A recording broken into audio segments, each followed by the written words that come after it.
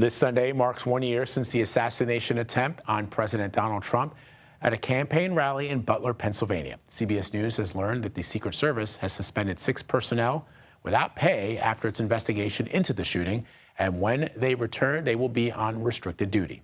I want to bring in CBS News Pittsburgh reporter Jennifer Borrasso. She spoke exclusively with some of the shooting survivors in the station's new documentary, In the Crosshairs, the attempted assassination of Donald Trump.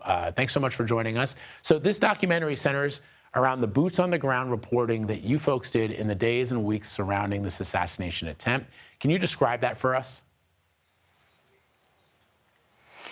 Vlad, yes. So that day, no one expected the unthinkable, that this 20-year-old was able to climb on top of that roof and fire off 8 shots. I mean, people that day felt anger, frustration, panic, still asking questions, how could this have happened? And in our reporting, I covered nearly 60 stories.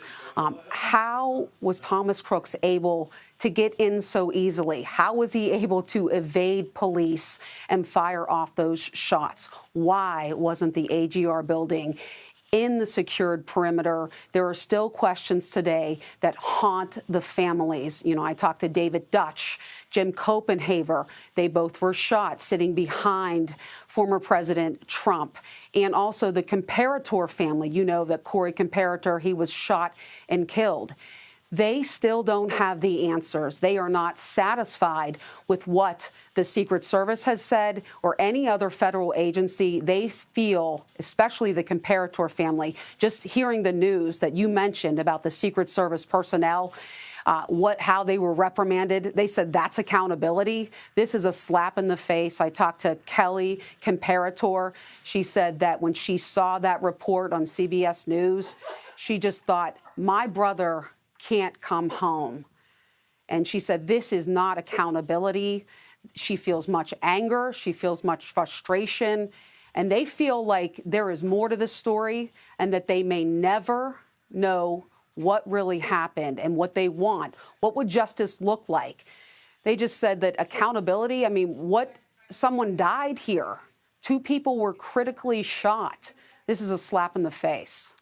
Jen, you know, it's such an interesting point that you're making, because I feel that I know way more about, for example, Lee Harvey Oswald and his life and his backstory, who he was married to. I know his wife's name, Marina. I know he was born in Louisiana in 1939. I mean, given, of course, it's been, you know, more than 50 years since that assassination, but I'm shocked in this day and age of where we have video and the technology that exists. Of course, that technology didn't exist back in 1963. How is it that we still have all these unanswered questions about this investigation? How is it that we still don't know a lot about this would-be assassin? Those are great questions, and that's exactly what the victims' families and the victims themselves are asking. I mean, so what do we know about Thomas Crooks? We really don't know what was his motive, and exactly how was he able to pull this off? You know this, that in January he had inquired about a package, so there was some planning. I talked to a gentleman who owns the gun store where he walked in, just complete blank stare. I mean, there were reports that he was reportedly depressed. And what exactly drew him?